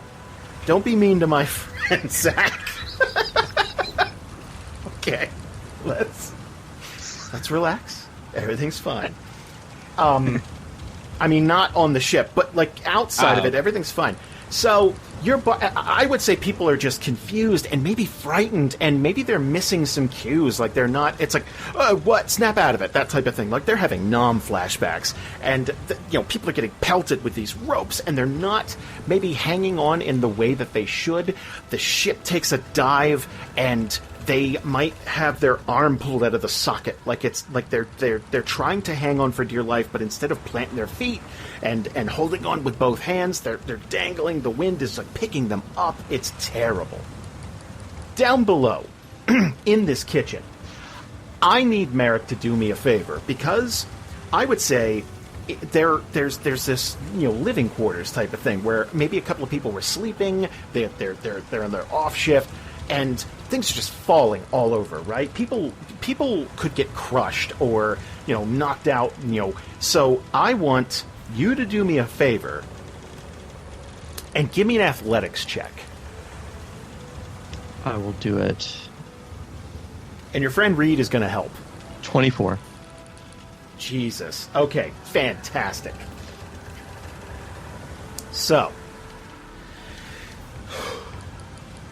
you are going to run through this ship and just try to secure everything that you can. Make sure people are getting to safety. Reed is going to be right behind you, making sure, and kind of low-key trying to save all the cooking utensils and stuff too, because you know what? If you live through this storm, you still got to cook. You know what I mean? Like this is nice cookware. People have cast iron. They have something to look forward to. So we've got to make sure that we keep these utensils just right. Exactly, and that may seem like it's on a lower priority than everything else, and everyone's living obviously takes the center stage, but after it's all done, you still have to eat and exist. So, oh boy, here we go. Finally, I need 2 more rolls. I need someone here to volunteer for a special role. And I'll let you decide who that's going to be in just a minute. First, Eliwrath, the captain. I need you to give me an intelligence check. Why? Because it's just what I need from you right now. Do you know what her intelligence is, right? Look, I'm saying maybe you're due. I'm saying Also, she's got a -2. Okay, look. Before you roll, if you crit, I'll count it as 2 successes. Well. Okay. Alright. Why not? You could do it. Oh my god. Alright. Oh my god. Okay. Fuck it. Nope. Oh, okay, that's a 4. Yeah. Sorry, guys. She's... So, this is a combination of a bunch of things. Again, you are trying to outthink the storm and the sea and waves, and it's sometimes either you're not responding fast enough, the ship isn't responding fast enough, so you are trying desperately to call out to people, and you're steering this ship, and you miscalculated big time. Okay. One of these 35, 40 foot tall waves is going to hit the side of the ship, and the entire thing is going to rock to the left, which I believe is port. I'm not gonna. It is port. It is. Oh my god! Thank you. It is port. So, you're going to. Would you say it lists to the left? Oh, absolutely. I would say it listed. I'd say a good 45 degrees. Like everyone's just fucking screaming. 45 panicking. degree heel. That's a tilting of a ship over to one side due to the wind or seas. So you guys are just like, it's this just cold, stinging rain, and then this fucking huge wave, and you're going to hear people cry out, and then it hits the side. I now need 2 more rolls. Amen. One, I'm going to roll for the crew to see if you lose anybody. No. Oh no. Do we get the +2 for them? You definitely do get the +2 to them, because they are... So, Oh here's what's no, going to not happen. Vareen. Oh no. Well, we'll see. We'll see who it is. So, I'm Wow, going to so roll. it's already definitely going to happen, you just said. If anybody... Wow, Jesus. We'll see Let who me it roll. is, not... Wow, okay. So, right off the bat, this is an experienced crew. So I'm going to give them a total of +5. Because while they are experienced, there's only so much you could prep for, and this storm is terrible. So, as long as they don't roll below a 12, no one's going overboard. They're just going to be hurt, and we're going to have to, like, Iris is just going to be working overtime tonight. Are you ready? They get a +5. So is it like 12 total or 12 on the die? We're looking for 12 and up, and everyone's fine. Okay. just banged up and hurt. Why? Oh my no. god! 8. Oh no. We're in trouble. I killed people. You didn't kill the storm. Kill people. We might be able Eliwrath? to get them out. It's okay. Eliwrath, do me a favor. Give me a flat D4. See, this is where I'm going to roll a 4, guys. I'll roll high here. Okay. 2. 2 people. After this massive wave just comes down over the deck, and it's going to sweep 2 people clean off. Clean off. Now, the good news is it's just the crew and not you guys. But the bad news is you just lost 2 crew members over the deck. They're overboard, and this storm is just nailing you. Can we Remember see that- them? I'll let you try in just a minute.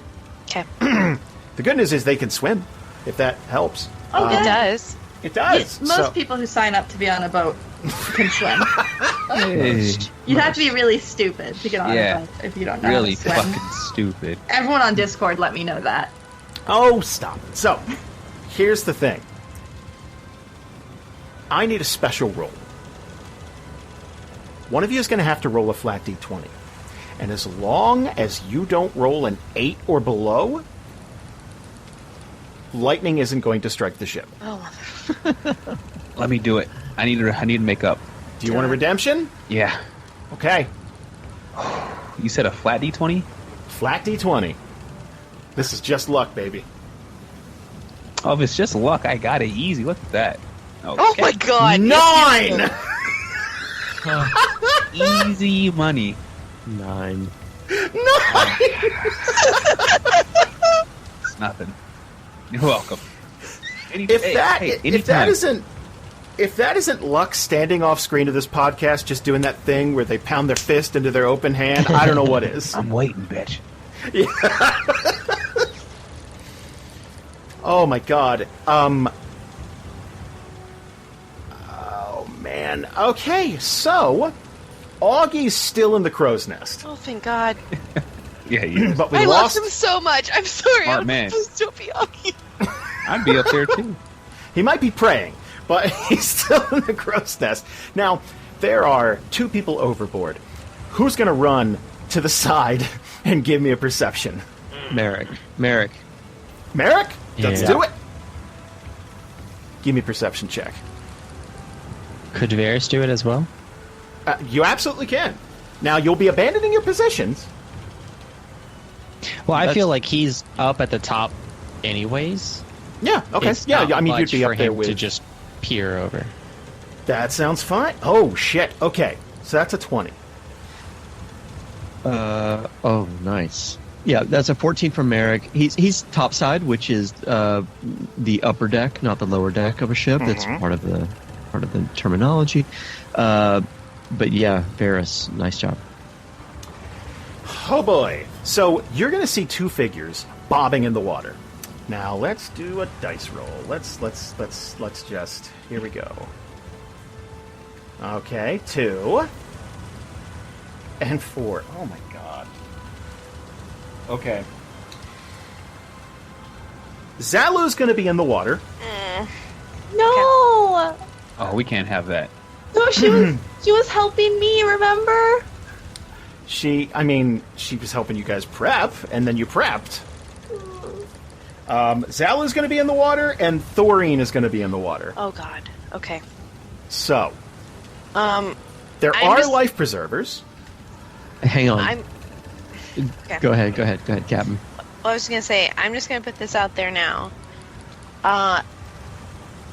If you guys are yelling, "I see them," Eliwrath is gonna hand over the helm to Yarly or whoever is standing closest to her, and she's gonna immediately grab life preservers and a rope, and she's gonna try to go get them. What, you 'Cause mean that's like what she- overboard? Yeah, because that's what she did in the river to go get that person. Oh my God, you're right. Yeah, this is her thing. I mean, this is scaled up a bit, but yes. This is level 2. So yeah, Holy if shit. That's what Variis she's would be gonna do. right next to Eliwrath, and he would basically see them two go overboard, he would scream "man overboard" and point out to him. And then I just picture Eliwrath almost like, "Here, steer the car," as they like wiggle their way to the back seat. It's like, okay. Yeah, she's gonna. Yeah. Oh, he just jumps on wherever he can. Okay. While Eliwrath goes. Okay. Oh my god! So, for me, just to give me an acrobatics check. I want to see how graceful this swan dive is into the water. Okay, I want to put it out there that she's going to tie herself to the Jacob's ladder Okay. on the side of the ship and then dive for the people. I love all this. Okay, how much rope did you grab? As much as I could. Well, let's see. Let's see what was handy. Okay, Give me a flat D10. that's a 12. Nope. Okay. Okay. So you grabbed a standard. That's a 2. So you grabbed a standard 50-foot length of rope. Okay. Does that appear like it would be enough for at least right now if she moves quickly? If you move quickly, yes. Okay. All right. Given that she's done this before, Uh-huh. could I have advantage on it? You know what? For your bravery, what I'm going to do is give you inspiration, Okay. and you can choose to use that now if you do poorly. Okay. Okay? I like that. Okay. All right, so she's gonna dive overboard and try and get both of them. All right, please work. 13. Do you want to roll with that 13? I would like to use my inspiration and try and roll again. Okay. Just because now I'm curious. I'm like, oh god. I feel like with a 13 I could get one. But if I can get higher, I might be able to get both of them. Mm-hmm. So let's try that. Oh god, okay. Oh, no, 12. 12. Okay. Okay, 13 it So is. I picture this as one, like Eliwrath doesn't even think about it. Like you hear like man overboard, you realize what's going on. It's like you're running and almost scoop up this rope and tie it like as you're running Yes. and just dive over. So, holy shit. Okay, Eliwrath plummets into this water and it is ice cold. And I'm gonna have you start swimming. So you're just going to be... Man, this water is doing everything it can to essentially drag you beneath. Like, this water is incredibly choppy. It's ice cold. Like, this pounding rain is just in your face. It stings. It's hitting so hard. And you're going to see Zalu and you're going to see Thorine about 25 feet away from you, somewhere in there. I want you to give me an athletics check. They're going to see you, and they're going to try to swim too. 11. 11, okay. Now, Zalu is an okay swimmer. Her people are not traditionally the best in the water. But, she's gonna give it her all. 17! Yes, girl. So she is going to keep above, even in the midst of all this, she's going to keep above water, and she's going to move toward Eliwrath as fast as she can. Thorine is less of a strong swimmer, and will receive a -3. Oh. Now, Okay. that's a combination of the ice cold water, her lack of upper body strength, or she has asthma. So, 6. Let me roll for something really quickly. Nope. Okay, so Zalu is going to race as quickly as she can to Eliwrath.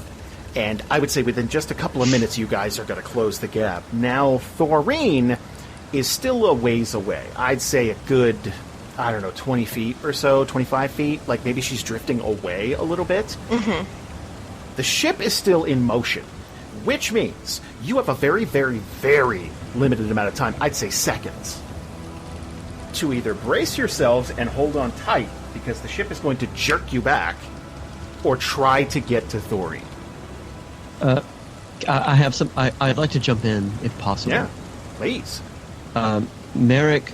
So how far away from the edge of the ship? You said about 25 feet or something like that, roughly. Well, from where Eliwrath is, I'd say it's probably closer to 40, 45 from... All right.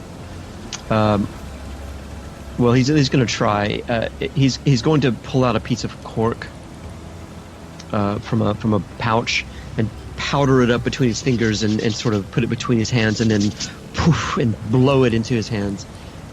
And he's going to try to cast Water Walk on Thoreen, which should allow her to be able to walk on the water. Oh, that'll do it. As if it were harmless, solid ground. Okay.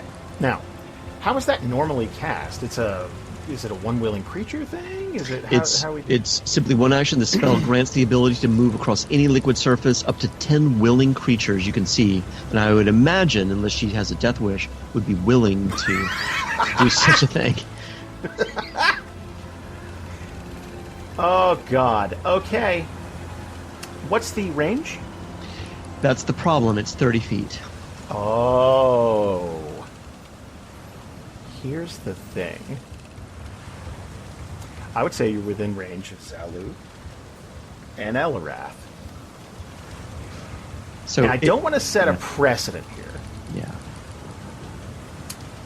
But here's what I'll allow you to do.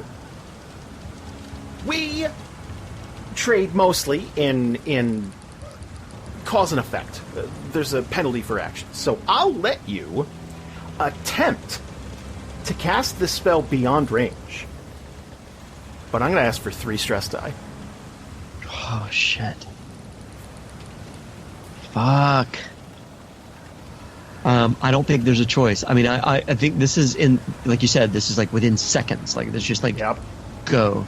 I don't think that he would think twice about it. I think it would just be a matter of like, with everyone within the water, within whatever range he can possibly muster, thinking about, every divine action that he could possibly pull into his body, it's going to be pushed out, and he's not going to think twice about it. So I don't think there's a choice.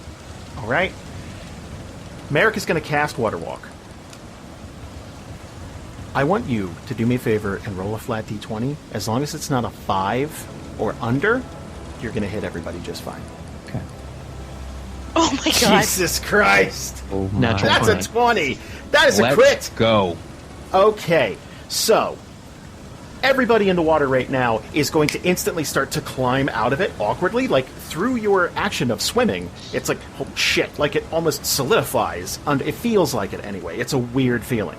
But you're all going to, I'd say there's going to be a split second where you're like, what the hell is happening? And then just cling to each other. Now, Eliwrath is tied off to the ship, and I would imagine you're all just going to cling on for dear life, right? Yes. She's gonna make sure that like she gets to Thoreen. Like now that she can run to her, she's gonna grab Zalu, make sure that she's with her, so they're all together. Gotcha. And kind of run in the same direction as the boat, but then also try to get out to Thoreen and grab her. And then yes, hold on to the rope and then start making their way back to the ship. Okay, so you're going to get to each other just in time for the ship to start pulling in the opposite direction. So there's that hook, that lurch backward. And all of you are just clinging on for dear life. Thoreen's probably like, she doesn't do well in the water. And or she anywhere. Probably,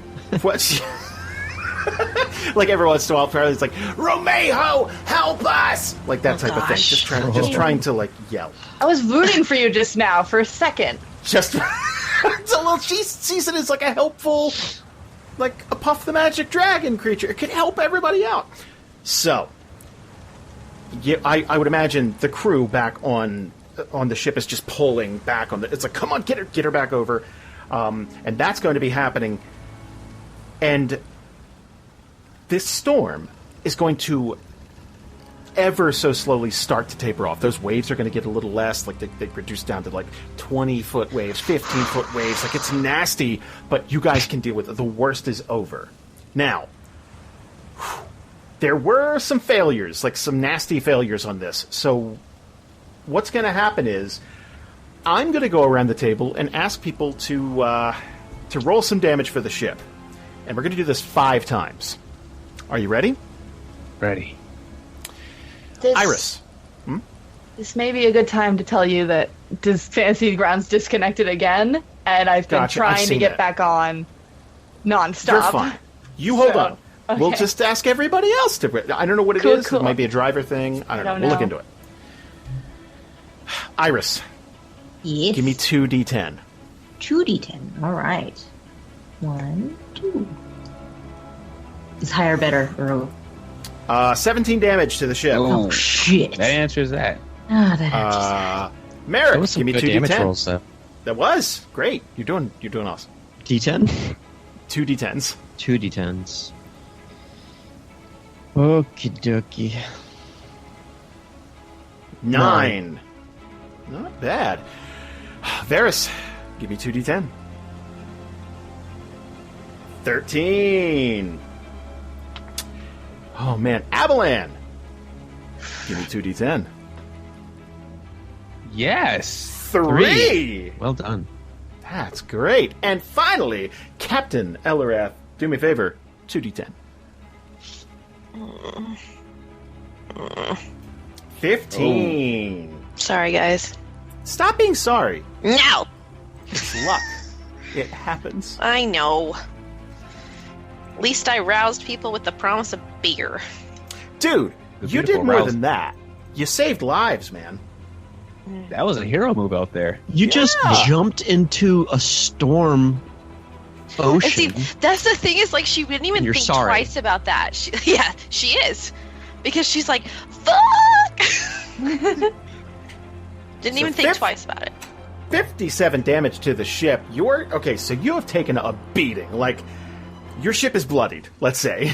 If you're, like... Okay. And as this is starting to calm down, I picture you guys are just soaking wet. You're just like, oh god.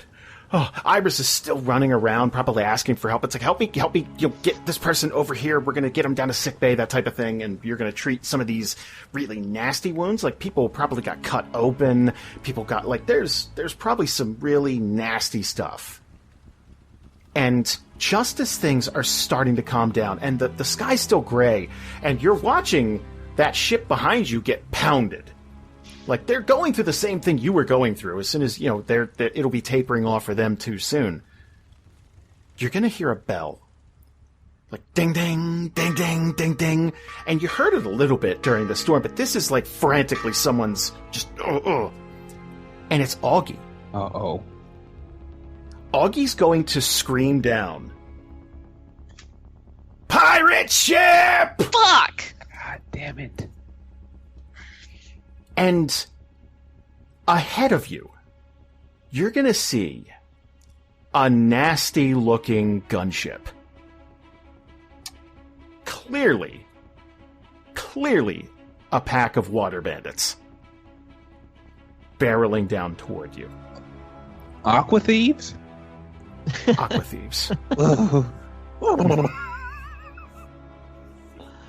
H2O ne'er-do-wells, if you will. Oh, yeah, right. Oh, hell.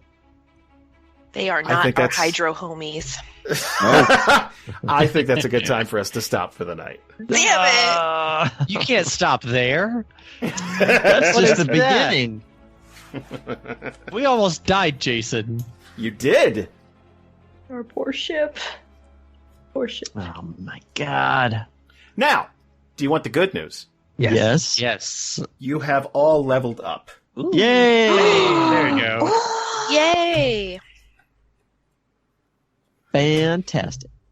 Yeah, That- 6. That was stellar bravery there, Lisa. Well done, Lisa. Seriously. Yeah, Sorry, that I was was fantastic. Well, I'm not really sorry. I just feel like I'm like, oh no.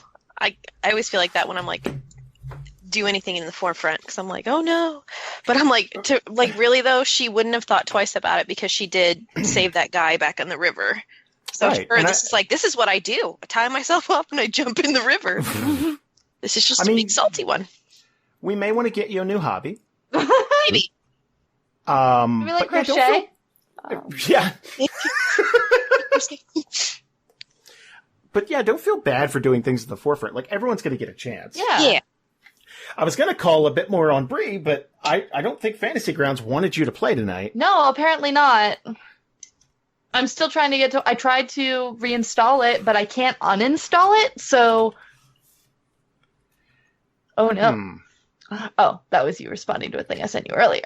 No, honestly, it might just be we need to restart Elle's computer. It might be that, yeah. So. And the thing that's frustrating is because I can't contact you guys through Skype as a group, and I don't have Fantasy Grounds, I wasn't able to tell anyone what was going on, or even get to react to the things that were happening in the game and chat like I normally do. Well, you have a microphone? Yeah, but I wasn't in the scene. Oh, come on. I wasn't in you the scene. You can still react. That's against the rules. No, it's not. We also have Since Facebook. What rule are you talking about? Yeah, everyone's like gasping at rolls and stuff like that. That's totally allowed. Now, if you were like, this is the disembodied voice of Klara, like that's, you can't astral project, but yeah, you could talk. Jeez. Toads. I was also trying to figure this out the entire fucking time. I know, it was being a real dick. Yeah.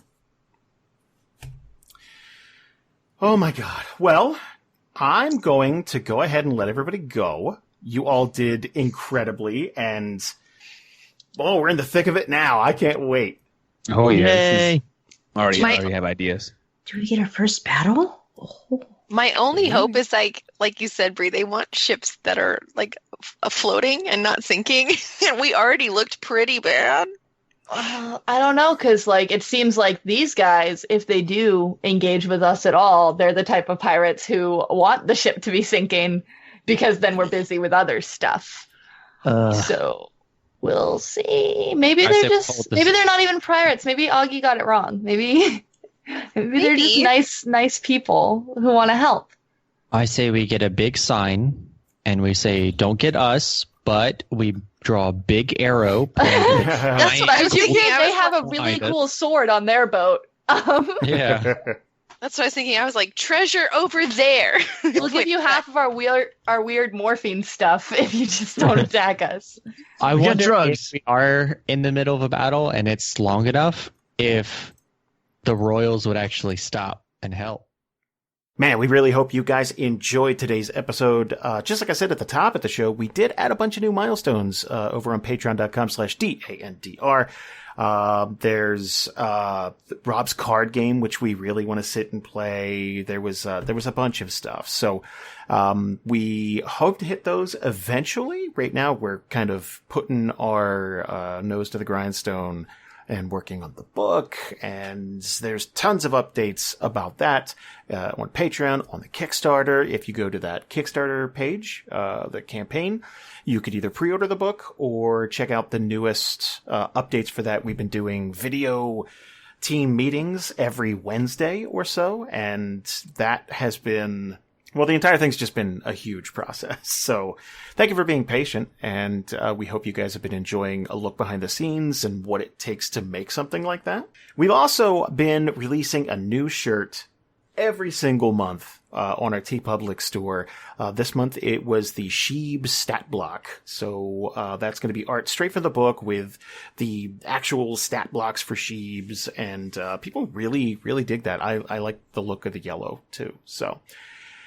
we'll be back next week with a brand new episode. Thank you guys so much. And until then, make sure to spread the word about the show. Give us a review on iTunes. Tell your friends and family. Blibbity blobbity blah. We hope you guys have an awesome week, and we'll see you next time.